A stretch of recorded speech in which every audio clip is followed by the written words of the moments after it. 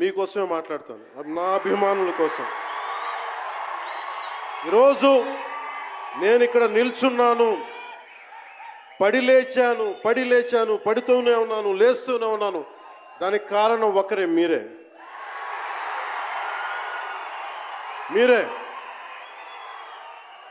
పడిపోయినా, కింద పడ్డా, లేచినా, ఉన్నా, అన్నా నీ వెంట మేము ఉన్నామని.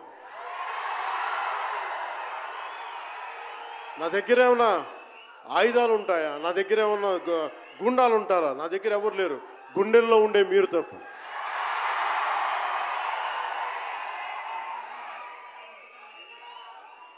దాదాపు నేను 96లో నా మొదటి సినిమా అక్కడమ్మ ఇక్కడబ్బాయి.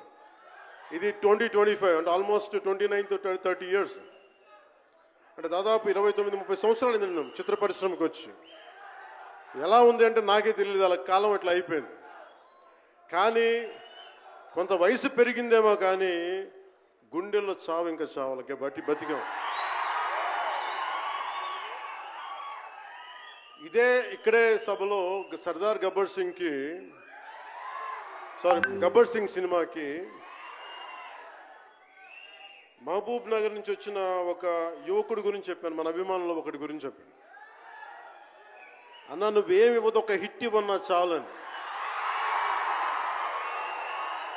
ఆ రోజు నేను భగవంతుని కోరుకున్నాను, నా అభిమానుల కోసం, నా కోసం కాదు కానీ ఒక హిట్ ఉంటే బాగుంటుంది అని కోరుకున్నాను. అది హరీష్ శంకర్ గబ్బర్ సింగ్ వల్ల తిరిగి వచ్చింది. కానీ ఈ సినిమా చాలా డిఫికల్ట్ టైమ్స్లో చేశాను. ఇది సినిమాల మీద టెక్నీషియన్గా నేను ఉండి, ఒక్క నిమిషం సినిమాలు కష్టంగా ఉండి, ఒక సినిమా చేయడం ఎంత కష్టమో, సినిమా చేయడం చాలా చాలా కష్టం. నేను మీతో పంచుకోదలుచుకున్నాను ఈ రోజున. మీకు సంబంధించి నేను మొదటి సినిమా నుంచి ఇప్పుడు దాకా, జానీ సినిమా నేను చేసినప్పుడు అది ఫెయిల్ అయితే, ఆ సినిమా ఫ్లాప్ అయితే ఎలా ఉంది అంటే, ఆ రోజు నా పరిస్థితి వరుసగా హిట్లు కొట్టి కూడా ఒక్క సినిమా ఫ్లాప్ అయితే అందరూ మీరు వదలలేదు. నేను మీ గురించి ఎప్పుడు మాట్లాడతాను. అంటే ధనం మూలం మిదం జగత్ అంటాం.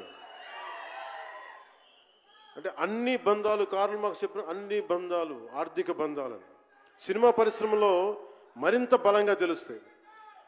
నా రెమ్యునరేషన్ ఇచ్చేసాను అని, నా దగ్గర అంతమించి డబ్బులు లేవు. కానీ ఆ రోజు నుంచి ఈ రోజు దాకా ఒకటైతే మార్పు జరిగింది.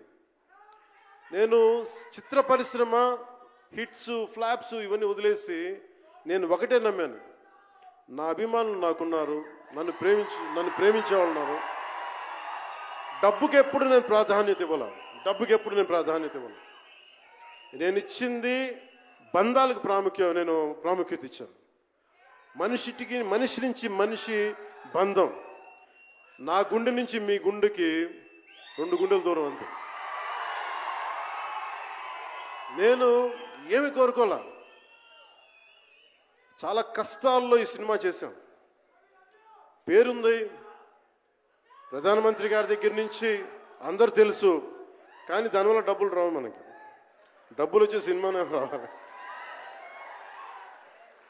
కానీ సినిమాని ఎలా చేస్తాం? మిమ్మల్ని రంజింపజేయాలి, మిమ్మల్ని ఆనందింపజేయాలి. మనకి ఖుషీ లాంటి సినిమా తీసిన ఏఎం రత్నం గారు ఎప్పుడో 2017లో ఎప్పుడో నా సినిమా వచ్చి, మీరందరూ తిడతా ఉంటారు కదా నన్ను, ఎంతసేపు రీమేకులు చేస్తావు అని. కరెక్ట్, ఏం చేయమంటారు చెప్పండి? మనకెవరు పెద్ద పెద్ద దర్శకులు లేరు. మన కింద నుంచి వచ్చిన వాళ్ళం. మనకి ఒక్క నిమిషం,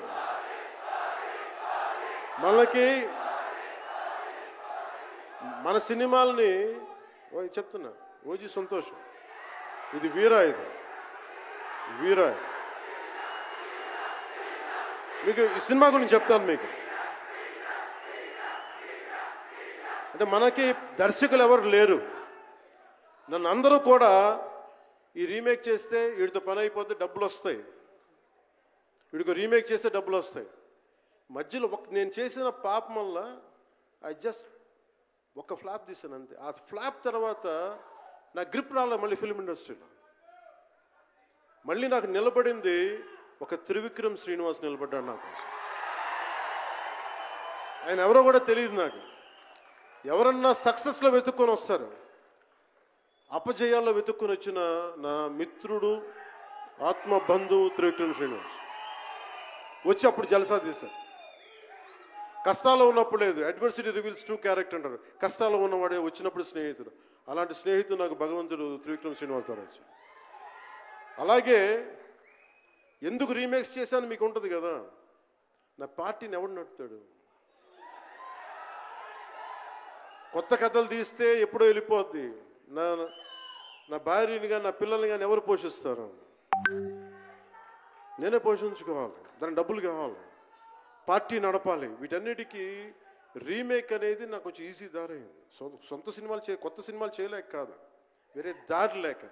నాకు దేశం పిచ్చి, సమాజ బాధ్యత పిచ్చి, సినిమా మీద ఉన్న కరెక్టే. నేనంటే మీకు పిచ్చి.